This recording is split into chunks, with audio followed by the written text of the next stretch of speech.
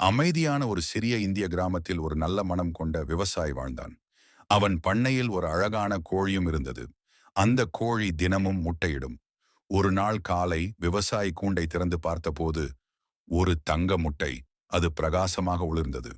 கோழி பெருமையாக கூண்டில் அமர்ந்திருந்தது. விவசாயி மகிழ்ச்சியுடன் புன்னகைத்தான். காலை ஒளி பச்சை வயலில் விழ பறவைகள் பறந்தன. நாள் கடந்தது. தினமும் கோழி ஒரு தங்க முட்டையிடும். விவசாயி சந்தோஷமாக இருந்தான்.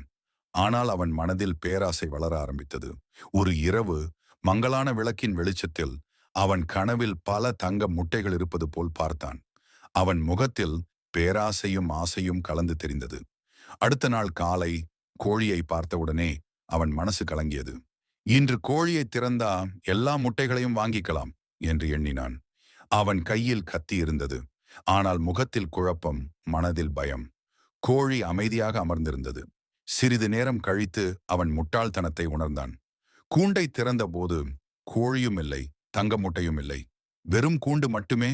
அவன் தரையில் அமர்ந்து தலையை கைகளால் பிடித்துக் கொண்டான். சூரிய ஒளி அவன் முகத்தில் விழ அவன் வருத்தம் வெளிப்பட்டது. சில நாட்கள் கழித்து பண்ணை மீண்டும் அமைதியடைந்தது. பறவைகள் பறந்தன, சூரியன் ஒளி பாய்ந்தது. இயற்கை மீண்டும் அழகாக காட்சியளித்தது. கதாய் நெறி, பேராசை அழிவுக்கு வழி